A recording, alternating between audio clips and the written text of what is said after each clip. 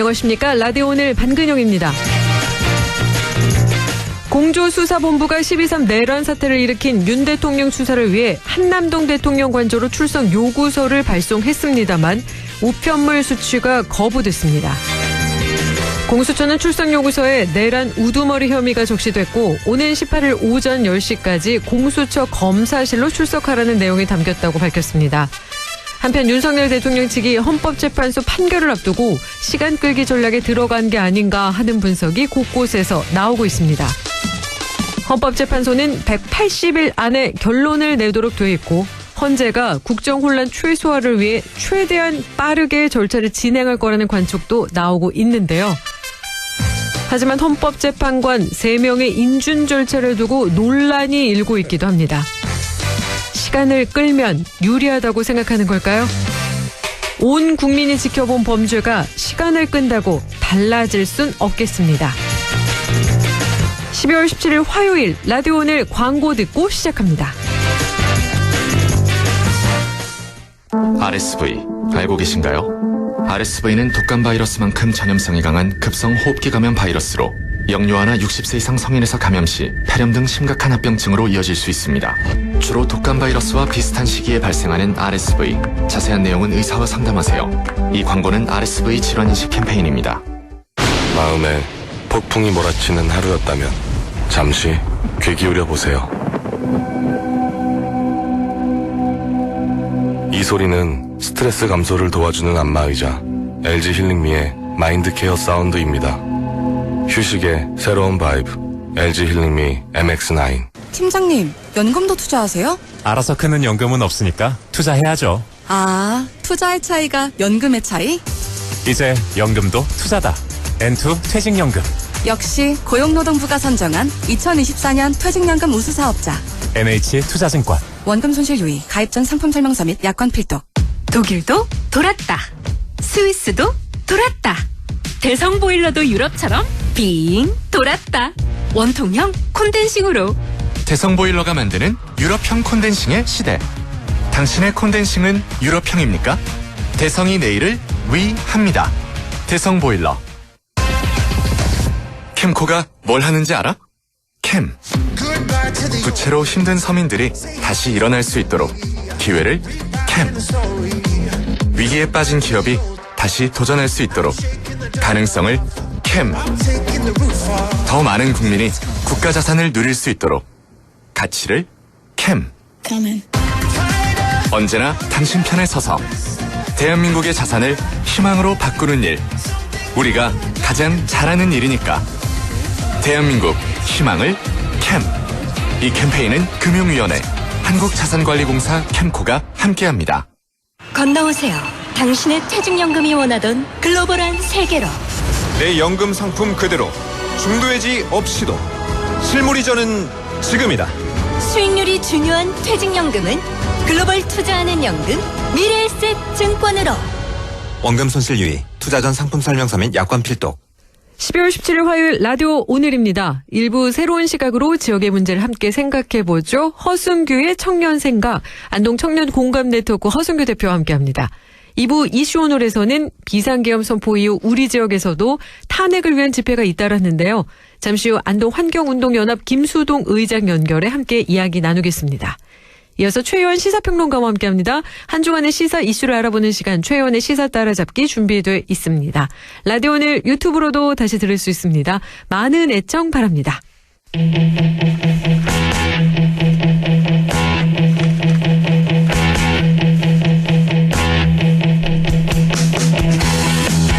청년의 눈으로 지역사회 이슈를 바라봅니다. 허순규의 청년생각 안동 청년공감 네트워크 허순규 대표와 함께합니다. 안녕하십니까 대표님. 네, 반갑습니다. 지난번에 대구 경북 행정통합 갈등과 지역 정치권의 역할에 대해 말씀해 주셨는데 오늘 어떤 주제 준비해 주셨을까요? 네, 제가 2주 전에 라디오 오늘 출연했던 날이 바로 12월 3일 네. 윤석열 대통령의 불법 계엄이 자행된 날이었습니다. 그리고 지난 12월 14일 대통령 탄핵 소추안이 국회에서 가결되었는데요.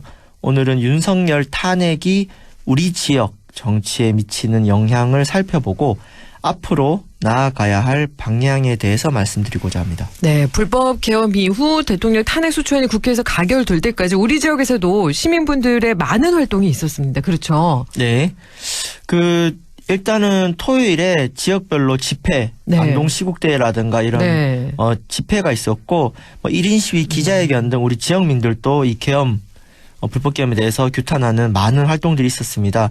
특히 우리 지역 국회의원들은 모두 국민의힘 소속 국회의원들이지 않습니까? 네. 김영동, 이미자, 박형수, 임종득. 그래서 지역구 국회의원 사무실 앞에서 탄핵 표결을 촉구하는 기자회견 등을 진행하였고요. 12월 14일 그 탄핵 순간에 제가 네. 안동 시국대 사회자였는데 네. 또 안동 시민들과 함께 그 탄핵의 순간을 함께했습니다. 네. 되게 뭉클하셨을 것 같아요. 네, 어쨌든 이건 바로 잡아야 되는 그렇죠. 거고 이거는 정당을 떠나서 국민의힘부터 네. 민주당, 녹색당 모든 시민들이 함께해야 될 문제이기 때문에 좀 뿌듯했습니다. 네. 윤석열 대통령 탄핵 소추안 국회 가결, 우리 지역 정치권에 미치는 영향은 어떤 것들이 있을까요? 네, 먼저 중앙정부의 지원이 절실한 지역 현안의 경우 당분간 힘을 받고 추진하기 어렵습니다. 네.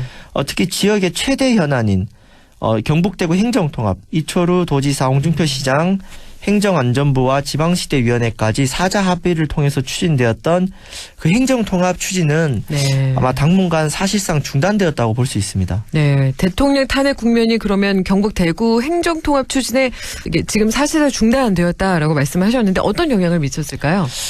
이 행정통합은 중앙정부와 국회, 네. 중앙의 국민의힘과 민주당 차원의 지원과 논의가 전제되지 않으면은 추진할 수 없는 정책입니다. 왜냐하면은 현재 지방 같은 경우 경북 북부 지역 같은 네. 경우는 세금 수입이 적기 때문에 중앙정부로부터 지방 교부세를 받습니다. 네. 근데 현행 세금 체계로 통합을 하면요. 그게 오히려 줄어들 수가 있거든요. 그래서 국회 특별법 특례를 통해서 많은 부분을 보완을 해줘야 네. 행정통합을 했을 때 손해보다 이득이 클 수가 있는데 근데 지금 이런 대통령 탄핵 국면에서 그리고 주무부서인 행정안전부 장관이 또 사퇴했습니다. 네. 이런 상황에서는 국회 차원, 특히 국민의힘과 민주당 중앙당 차원에서 논의 자체가 거의 불가능하다고 볼 수 있고요. 네. 또 지난 월요일이죠. 어저께 이제 네. 한동훈 국민의힘 당대표도 사퇴한 마당이기 때문에 네. 사실 탄핵이 아니었어도 중앙정부의 지원을 이끌어내는 국회 특별법 제정이 네. 쉽지만 않았거든요. 그래서 아마 2026년까지 대구와 경북을 통합하겠다는 목표는 실패했다고 볼 수 있습니다. 네. 실패했다고 볼 수 있는데 앞으로도 논의될 가능성이 있을까요? 네, 저는 이왕 이렇게 된 거 우리 네. 이철우 지사님 포함해서 전화위복의 계기로 삼아야 되는 게 기존의 행정통합 논의 많은 갈등이 있었지 않습니까? 그렇죠. 기대효과도 불확실하고 예. 특히 북부권 균형 발전에 대한 우려 또 주민투표 없는 의견 수렴의 문제 등이 있는데 네. 이런 것들을 좀 다시 점검해야 되지 않을까 싶고요. 예. 대구 경북 특별시장을 꿈꿨던 우리 이철우 지사님 아마 이제 경북지사 3선에 도전할 것 같은데 네. 사실 이렇게 중요한 현안 같은 경우는 출마하면서 이 주요 공약으로 걸어야 많은 시도민들이 토론을 할 수가 있습니다. 네. 그런데 그 2018년도라든가 2022년 그 초선 재선할 때는 네. 크게 이걸 공약으로 안 내세우셨다가 당선되고 나서 이제 추진하다가 이렇게 갈등이 됐잖아요. 네. 그래서 이 두 번의 무산을 책임을 지고 불출마하시던가 아니면은 경북도지사 세 번째 도전하실 거면은 이번에 행정통합 추진 과정에 대한 전반적인 성찰을 토대로 3선을 준비하셔야 되지 않겠나 싶습니다. 책임을 지고 불출마를 하시던가 아니면은 3선을 준비하시면서 전체적으로 다시 보완을 하셔서 추진하시는 게 훨씬 더 낫다. 네, 그렇죠. 그리고 공약으로 네. 내걸고 네. 주민들에게 심판을 받아야 되지. 네. 공약은 안 걸었다가 당선되고 추진했거든요. 지금 네, 두 번 다 네. 그랬어요. 근데 예. 세 번째까지 그러시면 안 된다. 네. 말씀드리겠습니다. 분명한 것은 주민들과 회의를 통해서 네, 주민들의 의견을 수렴한 후에 추진을 하셔야 된다. 이 말씀이시죠. 네. 정말 말도 많고 탈도 많았던 경북 대구 행정 통합 논의인데 이번 탄핵을 계기로 나쁜 통합, 이상한 통합이 되지 않도록 전화위복의 계기로 삼아야겠습니다. 이 외에도 윤석열 대통령 탄핵이 지역 정치권에 미치는 영향은 어떤 것들이 있을까요? 네, 일단 우리 대구시장님과 경북지사님 네. 통합자치단체장을 꿈꿨던 이철우 지사님 꿈 예. 멀어졌고요. 예. 또 차기 대선을 준비하는 홍준표 대구시장도 지금의 국민의힘 당내 상황상 네. 좀 더 멀어지지 않았나 예. 싶습니다. 특히 이제 우리 지역의 여당은 국민의힘이죠. 경북 북부 지역구 국회의원 전원이 국민의힘이고 네. 도의원들도 대부분 국민의힘인데 이번에 불법 계엄은 국민의힘의 보수 지지층도 등 돌리게 했어요. 네. 우리 지역도 여론조사하면은 탄핵 찬성이 반대보다 높게 나옵니다. 그렇죠. 과반수 이상 나오더라고요. 네. 그런데 이런 지역의 민심에 비해서 민심을 대표하는 지역 정치권의 간극이 컸어요. 네. 국민의힘 소속 우리 지역 국회의원들이 이번 탄핵 국면에서 별다른 목소리를 내지 못했습니다. 네. 그래서 이렇게 지역 민심과 대표하는 정치의 거리가 멀어질수록 국민의힘의 지지 기반이 흔들리고 내부 균열이 가속화될 것이다. 그래서 아마 이번 지역 정치권이 이번 사태를 계기로 좀 혁신에 대해서 성찰하지 네. 않으면은 지지 기반이 매우 흔들릴 수 있다고 봅니다. 네. 반성도 필요하고 혁신에 대해서 앞으로 어떻게 해야 될 것인지 다시 한번 조금 더 노력할 필요가 있을 것 같습니다. 그렇다면 윤석열 대통령의 탄핵 우리 지역 정치는 어떠한 역할을 하면 좋을까요? 네, 아마 내년 봄 전후로 네. 헌법재판소 탄핵이 인용되면은 바로 이제 조기 대선이 네. 이어질 텐데 사실 그 윤석열 대통령 탄핵을 지지하는 민심이 그대로 제1야당의 유력 대선 후보 지지하는 흐름과 같지는 않아요. 네. 그러니까 불법 계엄은 진보와 보수, 정파와 이념을 넘어선 문제다. 그렇기 때문에 지역의 집권 여당인 국민의힘도 뭐 탄핵을 뭐 찬성하면은 뭐 민주당에 도움이 네. 된다 이런 거 신경 쓸 게 아니라 본인들의 혁신이 필요하다. 네. 그리고 국민의힘의 지지 기반인 경북에서부터 변화를 만들어야 전국적인 변화를 만들 수 있습니다. 특히 이제 내년 상반기 조기 대선이 실시되면은 이제 2026년 지방선거까지 1년이 남은 시점인데 국민의힘, 민주당, 개혁신당, 녹색당 뭐 정파를 초월해서 네. 우리 지역민들이 경북의 건강한 정치 경쟁 구도를 만드는데 좀 힘을 써야 되지 않을까 싶고요. 사실 이번에 탄핵과 함께 네. 이 권력 구조 개헌이 이제 쟁점이 됩니다. 그러니까 이번 사태를 낳은 그 양극화된 정치, 극단적인 정치 구조가 이런 불행한 사태를 초래했기 때문에 네. 그 승자 독식 어떤 정치 구조를 개선을 위한 개혁까지 나가야 되고요. 그래서 우리 지역민들에게 드리고 싶은 말씀은 물론 이 탄핵 국면이 마무리되는 것은 헌법재판소 판결까지 시간이 필요합니다. 네. 근데 이게 어느 정도 마무리되면은 이제는 중요한 건 지역이다. 네. 대통령을 교체하는 이런 문제도 중요하지만 지역에 정말로 많은 소통령들이 있습니다. 지역의 네. 기득권들이 있습니다. 예. 그 공천만 받으면 당선된다는 이런 일당 독점 구조 아에서는 지역민들이 중심이 되는 네. 것이 아니라 당리 당략을 우선하는 정치가 앞서게 됩니다. 그래서 이제 나라를 바로잡겠다는 우리 지역민들의 열망이 지역을 바꾸는 원동력이 되어야 되고 그래서 저는 이제는 지역이다. 네. 이 탄핵 국면을 통해서 우리 지역을 어떻게 더 건강하게 바꿀 것인가에 이런 문제에 있어서 우리 지역 정치권이 네. 반성과 혁신과 어떤 대안을 제시해 주셔야 된다고 봅니다. 이제는 지역이다. 지역의 정치를 바꿔야 된다. 이런 말씀이신 거죠? 네, 그런 면에서 네. 정말 전화위복이에요. 이 불행한 예. 계엄 사태 때문에 네. 정말로 우리나라 어떤 정치 구조를 혁신해야겠다는 네. 목소리가 뭐 국민의힘 내부에서도 나오고 있거든요. 네. 그럼 이 바람을 그대로 타고 그렇다면 우리 지역 정치 구조는 어떻게 네. 개편할 것인가라고 이어져야 지역도 살리고 나라도 살리는 시민들의 움직임으로 나아갈 수 있다고 봅니다. 지역 정치 구조에도 힘쓰고 또 우리 시민들, 국민들의 목소리에도 조금 더 이제 힘이 실릴 것 같고 우리 국민들도 이제 태도가 조금 더 변하지 않을까요? 아, 그러면 왜냐하면은 예. 이 불법 계엄 사태 정말 어처구니 없는 네. 사태고 예. 지난번에 윤석열 대통령 투표했던 많은 시민들이 이탈했거든요. 네. 윤석열 대통령 지지율이 뭐 10% 내외라고 했을 때 네. 국민 과반으로 당선된 분 아닙니까? 그러면 윤석열 대통령 지지했던 분들조차도 이건 아니라라고 회초리를 예. 드신 겁니다. 국민의 8, 90%가 이거에 대해서 부당함을 느끼고 있기 때문에 그렇다면 우리가 지금 여야 극단적인 정치 갈등이 아니라 이러한 공통의 합의를 통해서 정말로 건강한 정치로 나아갈 수 있는 계기가 의도치 않게 마련됐다. 네. 뭐 이거를 절대 대통령이 의도한 것은 아닐 것이고 네. 얻어 걸린 것인데 어쨌든 이왕 이렇게 된 거 좋은 계기로 만드는 것이 바로 지역 정치권과 우리 시민들이 함께 만들어갔으면 좋겠습니다. 네, 오늘 윤석열 탄핵이 우리 지역 정치에 미치는 영향을 살펴보았고요. 앞으로 나아갈 방향에 대해서 함께 살펴봤습니다.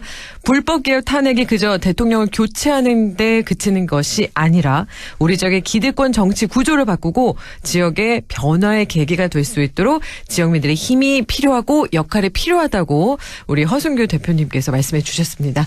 허순규의 청년 생각에서 윤석열 탄핵 이후 새로운 지역사회를 그리는데 함께 하겠다라는 말씀까지 해주셨습니다. 오늘 말씀 고맙습니다. 네, 감사합니다. 지금까지 허순규의 청년 생각 안동 청년 공감 네트워크 허순규 대표와 함께했습니다. 라디오 오늘 1부 여기까지고요. 잠시 후 2부에서 뵙겠습니다.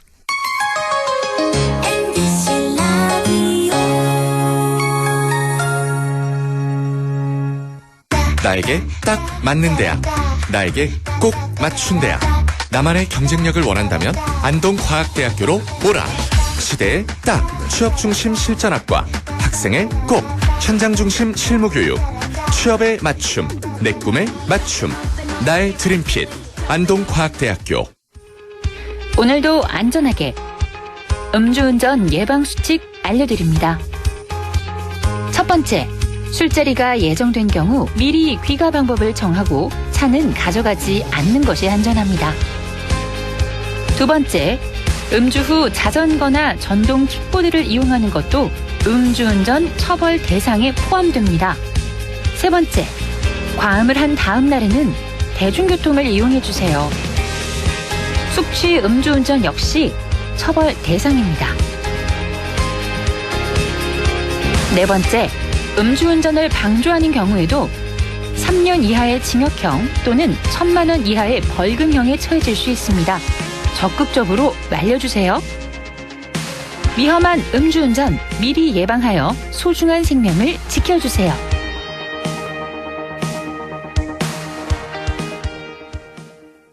안녕하세요. 배우 문지인입니다. 우리 사회에는 일을 할 수 있어도 사회에 나아갈 기회조차 얻지 못하는 발달장애인이 있습니다.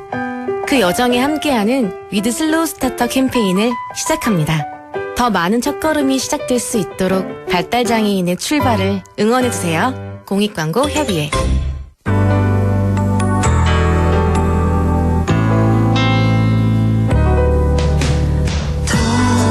어렵던 날도 많았죠. 우리 함께 한다면 따스함을 느껴요.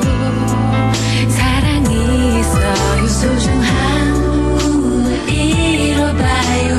우리 함께 여기 있으니 감동과 사랑 있는 MBC 라디오 문화방송 100.1 MBC 라디오.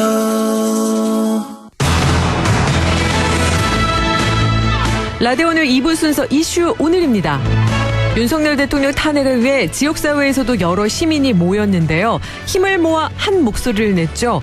그때마다 함께 하신 분입니다. 안동 환경운동연합 김수동 의장 연결해 함께 이야기 나누겠습니다. 안녕하십니까 의장님? 예, 안녕하세요. 김수동입니다. 지난 12월 3일 밤이었습니다. 당시 윤 대통령의 비상계엄 선포가 있었는데 의장님께서는 이 사태를 어떻게 보셨을까요? 예, 매우 놀랐고요. 비상계엄이 무슨 민방위 훈련도 아닐 텐데, 대통령이 법을 이렇게, 잘못 해석하고, 또 생각이 이렇게 비정상적으로, 가져 있는가. 그러한 것들이 결국 이번 사태를 가져왔는 것 같고요. 그리고 대통령의 자리라는 것이 여러 상황들을 종합해서 판단할 능력이 있어야 되는데, 그런 것이 전혀 없었다라는 것이 이렇게 보여진 것 같습니다. 그래서 아마 윤석열 대통령은 능력이 안 되는 사람이 거기에 그 자리에 있었지 않았을까 그렇게 생각이 듭니다. 네, 윤 대통령은 여전히 잘못한 게 없다는 입장인데 비상계엄은 통치행위다 이런 말을 하고 있는데 이 말 듣고 어떤 생각이 드셨을까요? 대한민국이 민주공화국이고 민주공화국은 헌법과 법률에 따라서 통치를 해야 되는 게 공화국 아닙니까? 네. 그래서 즉 법치국가 법률에 따라서 통치를 한다. 이렇게 그 민주공화국의 본연의 그 체제인데요. 네. 비상계엄은 뭐 전쟁이나 내란 사변에 준하는 사태에만 선포할 수 있도록 되어 있는데 비상계엄이 곧 통치행위라 하는 것은 헌법을 아주 잘못 이해하거나 아전인수격으로 해석하는 것으로 볼 수 있습니다. 그렇다고 하더라도 비상계엄 하에서도 국회를 통제하거나 의원들을 체포하거나 이렇게 해서는 더더욱 안 되는 거죠. 그래서 어쩌면은 전제군주적인 발상이 아닐까.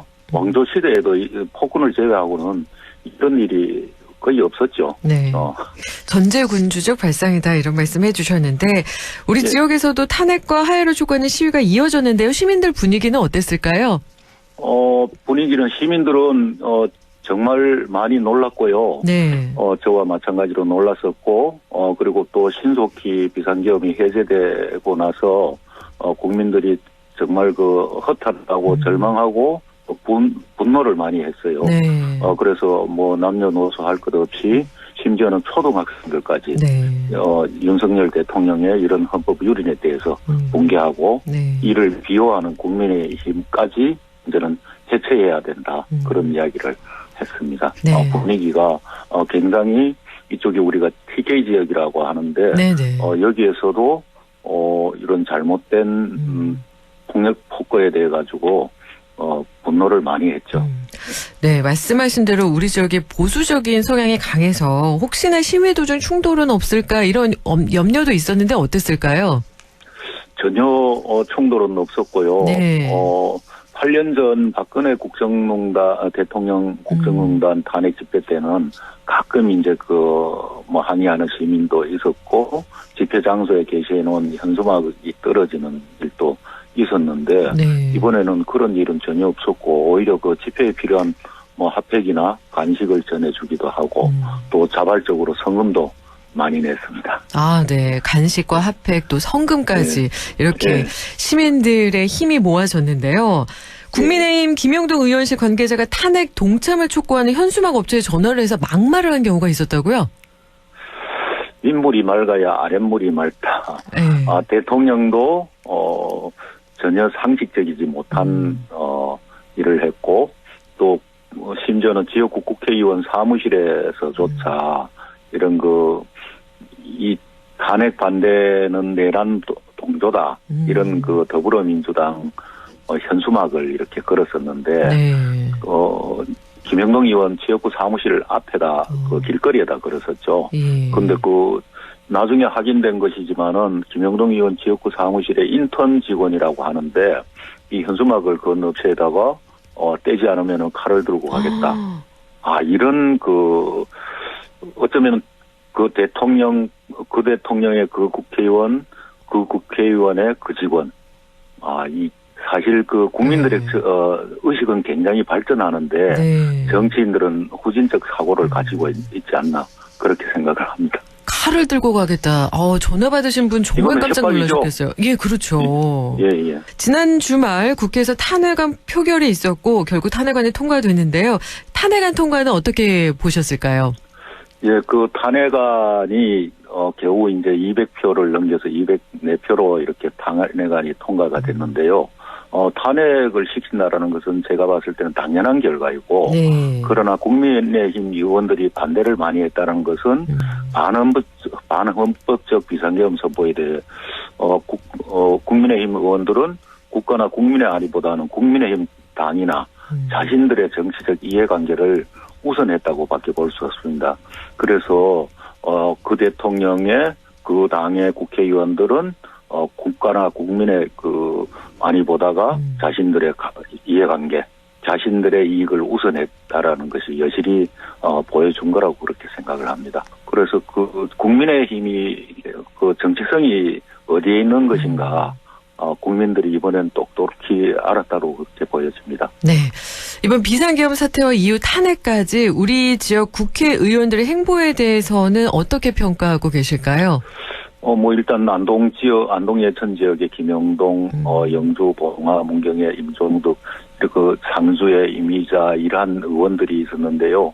결국 탄핵 표결에 있어가지고 반대를 했다라는 것은 네. 국민들이 계엄군들이 국회로 총을 들고 난입을 하고 국민을 협박을 하고 나중에 이제 그 나온 증언들이 보면은 의원들을 체포를 하도록 했다라는 것을 이렇게 생중계로 똑똑히 봤지 않습니까? 네.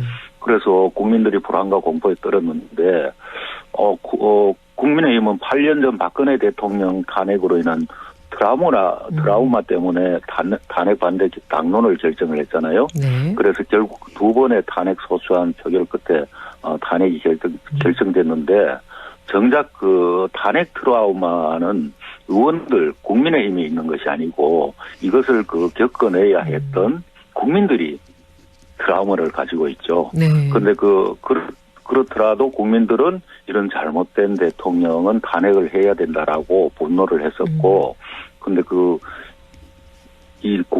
국민의힘 의원들은 그러한 말도 되지 않은, 이유를 들고 탄핵을 반대를 했다.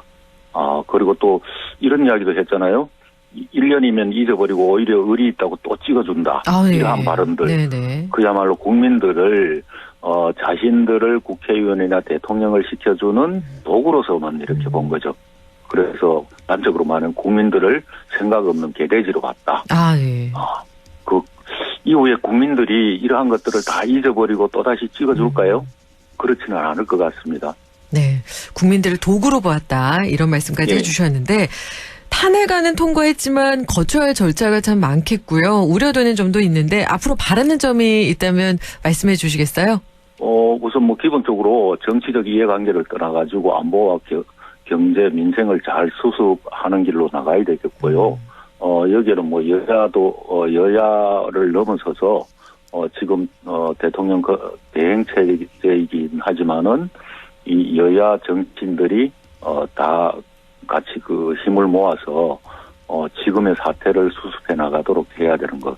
그리고 또 한 가지는 제도적 허점이 이번에 드러났지 않습니까? 네. 그래서 이러한 제도적 허점을 보완하고 그리고 이러한 과정들이 겪어지면서 민주주의는 오히려 더 강고해지고 발전해지는 것이거든요. 네. 그래서 우리나라 국민들이 우리 시스템이 이러한 것들을 잘 헤쳐나갈 거라고 생각을 하고요.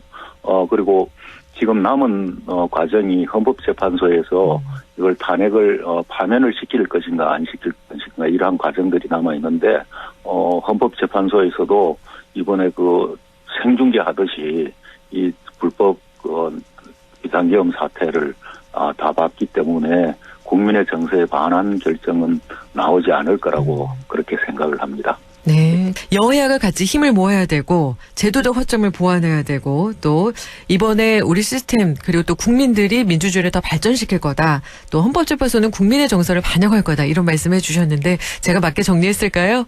예, 맞습니다. 네. 예. 오늘 말씀 여기까지 함께 하겠습니다. 예, 감사합니다. 고맙습니다. 지금까지 안동 환경운동연합 김수동 의장과 함께 이야기 나눴습니다. 라디오 오늘에서는 청취자 여러분의 참여를 기다리고 있습니다.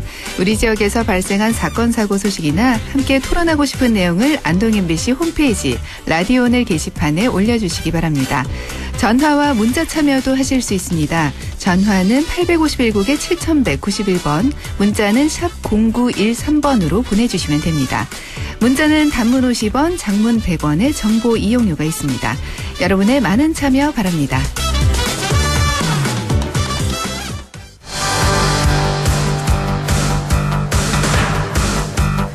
최근의 시사 따라잡기, 시사 이슈를 함께 이야기해 봅니다. 지난 토요일 윤석열 대통령에 대한 탄핵안이 가결됐습니다.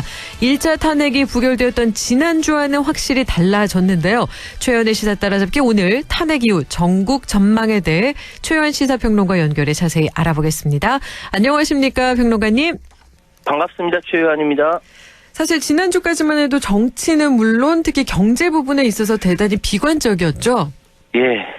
하지만 지난 14일 윤석열 대통령에 대한 탄핵 소추안이 국회에서 통과되자 금융시장에서는 그래도 최악은 피했다.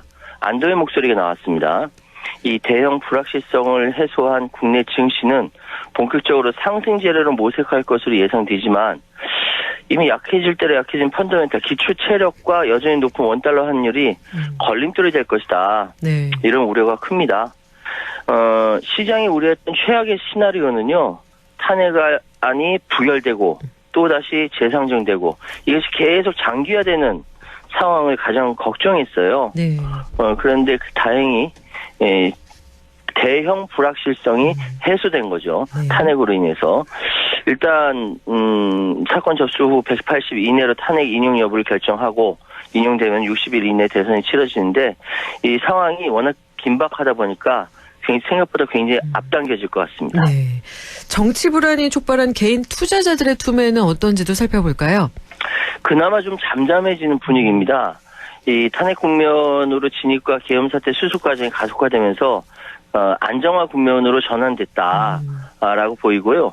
그 코스피는 2016년 탄핵 국면과 유사하게 정치적 불확실성 감소에 따른 반등이 기대가 됩니다.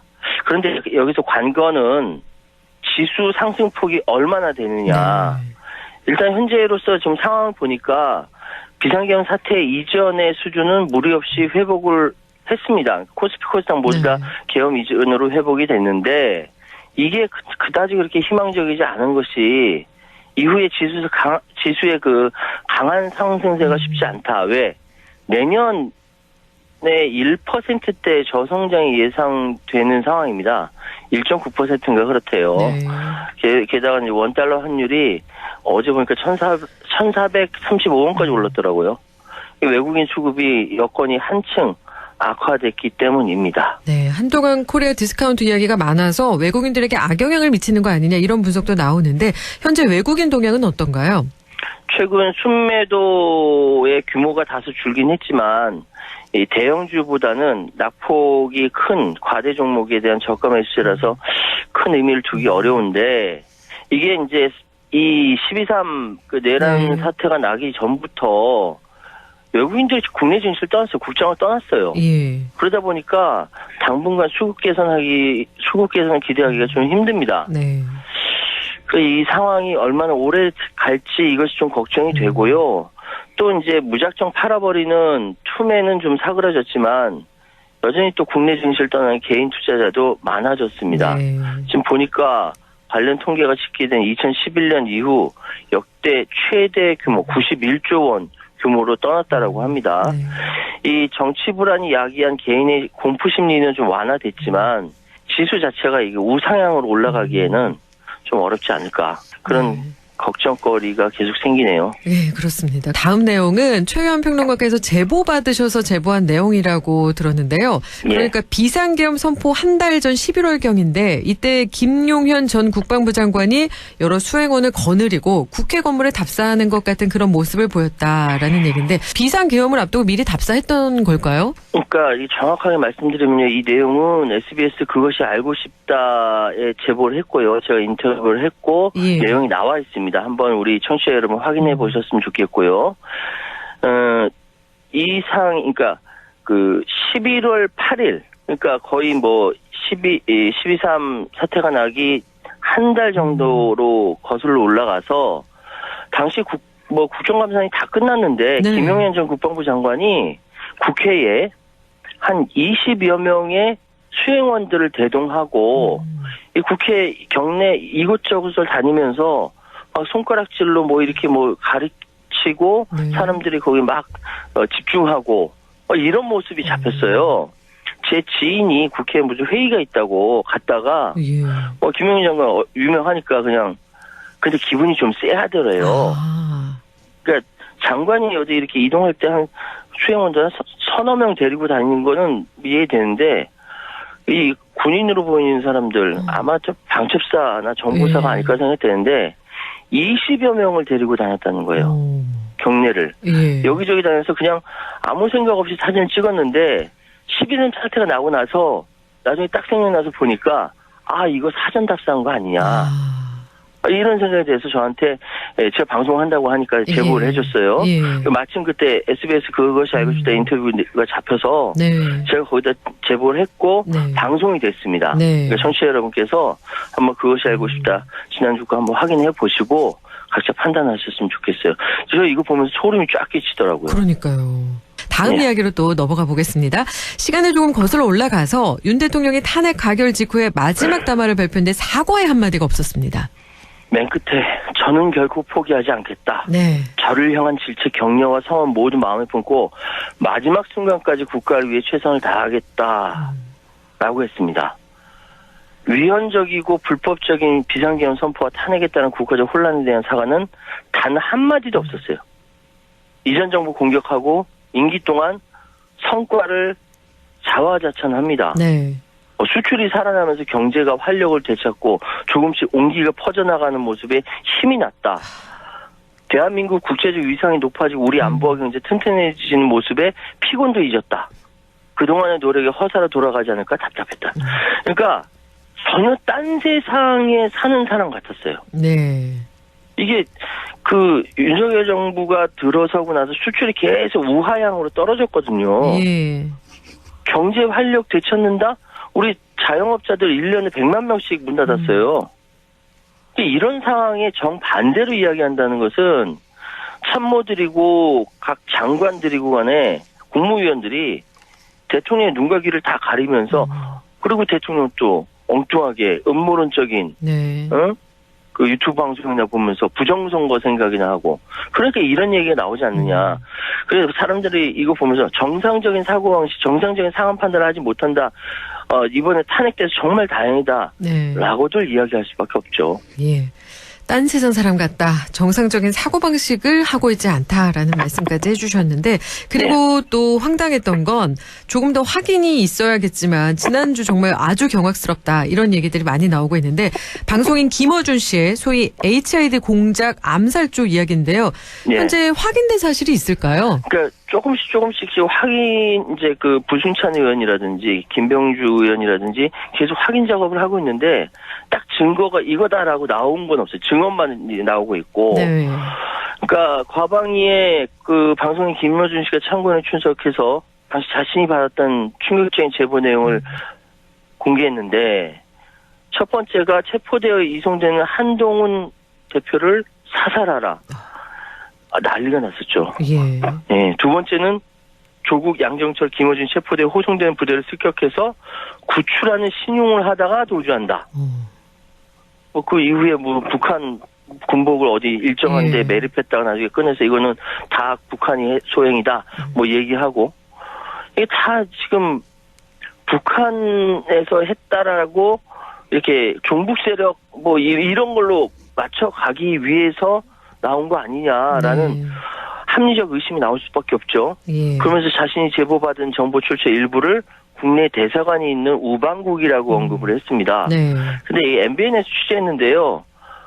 제보한 사람 중에 국군 정보사령부 소속 요원이라고 합니다. 이 사람들이 정보사 요원 30여 명이 판교에서 대기하고 있었다라고 하잖아요. 예. 부파 공작원. 네. 평소에도 훈련할 때 북한 군복을 입고 말투도 북한 말씨를 쓰며 상황이 벌어졌을 때 후방으로 깊숙이 평양 후방으로 깊숙이 침투해서 교란 작전을 하는 이 사람들이 대한민국을 공격한다라는 거죠. 그렇죠.